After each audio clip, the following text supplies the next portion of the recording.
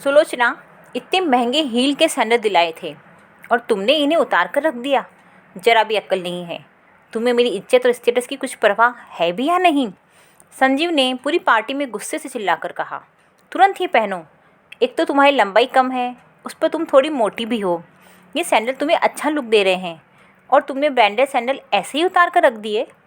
ये सुनकर सुलोचना की आंखों से पानी बहने लगा।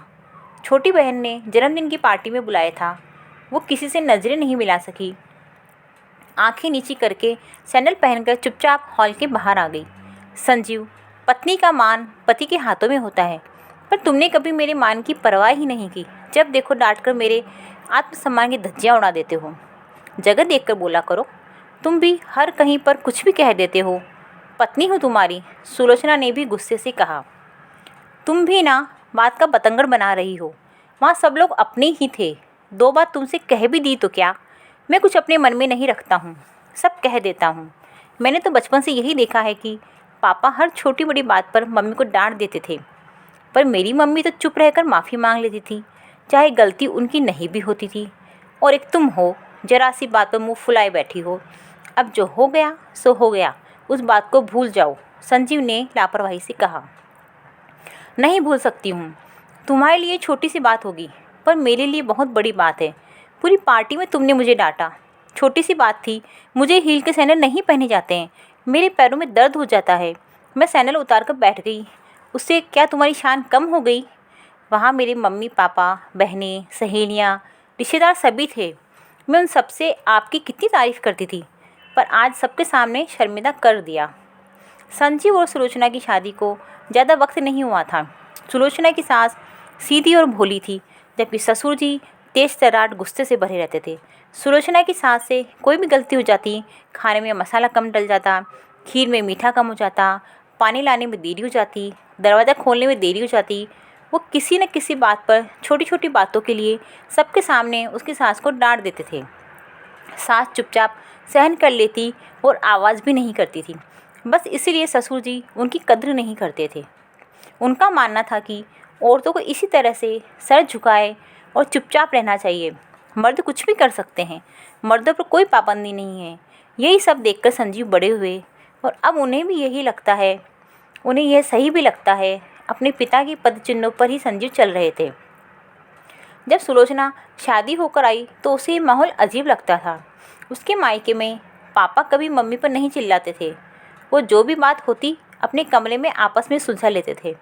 घर में हमेशा हंसी खुशी का माहौल रहता था, जरा भी क्लेश और तनाव नहीं रहता था। शुरू में संजीव भी ससुर जी की तरह ही सुलोचना पर बाहर चिल्ला पड़ते थे। जिन चीज़ों को छोड़ सकते थे उन्हीं बातों को तुल देकर पखेड़ा खड़ा कर देते।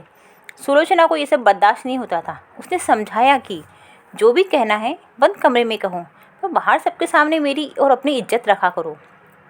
संजीव का कहना था कि जिस तक गुस्सा आ रहा है उस वक्त ही निकाला जाता है। अंदर कमरे में जाओ फिर चिल्लाओ, ये क्या तरीका है? पढ़े लिखे नौकरी पेशा संजीव के दिमाग में छोटी सी बात भी नहीं जाती थी। संजीव नए कपड़े दिलाते थे, खूब शॉपिंग कराते थे, बाहर घुमाने भी ले जाते थे, खूब खर्च करते थे, पर अपने गुस्से पे काबू नहीं रख पाते थे। इसी वजह से सुलोचना उससे खिंची खिंची रहने लगी थी। सुलोचना, तुम अब भी मुझसे नाराज़ हो? भूल जाओ। अच्छा सुनो, तुम्हारा जन्मदिन आ रहा है, तुम्हें क्या उपहार दूँ? तुम्हारे जन्मदिन की बड़ी सी पार्टी रखेंगे, सबको बुलाएंगे और बहुत सारी शॉपिंग भी करेंगे। संजीव ने खुश होकर कहा, और क्या करूँ? तुम ही बताओ, जन्मदिन पर तुम्हें क्या दूँ?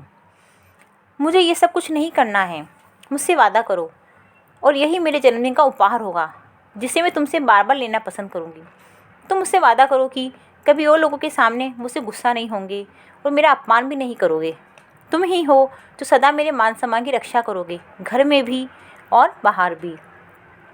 मुझे मॉल, मूवी, शॉपिंग से खुशी नहीं मिलती है। मुझे खुशी तब मिलेगी जब तुम मेरा सम्मान करोगे, मुझे प्यार और इज्जत दोगे। हर औरत को अपने पति से यही चाहिए। इतनी सी बात के लिए मैं घर छोड़ दूँ, नाराज़ होकर मायके चली जाऊँ? मैं ये नहीं कर सकती हूँ। मेरे जीवन साथी में जो कमी मुझे लग रही है मैं उसे सुधार लूँगी। तुम मेरा साथ दोगे ना? सुलोचना ने कहा। संजीव सोच में पड़ गया। उसे लगा कि सुलोचना ठीक कह रही है। सच भी है, पति पत्नी में जो भी अनबन हो वो बंद कमरे में ही सुलझा लेनी चाहिए। बाहर वालों को इसकी भनक भी नहीं लगनी चाहिए। पत्नी पति का आदर सम्मान करती है तो पति का भी फर्ज है वो अपनी पत्नी का मान सम्मान बनाए रखे। संजीव ने वादा किया वो बाहर कभी सुलोचना पर गुस्सा नहीं करेगा। सुलोचना आज अपने जन्मदिन पर यह अनमोल उपहार पाकर बहुत ही खुश थी। धन्यवाद।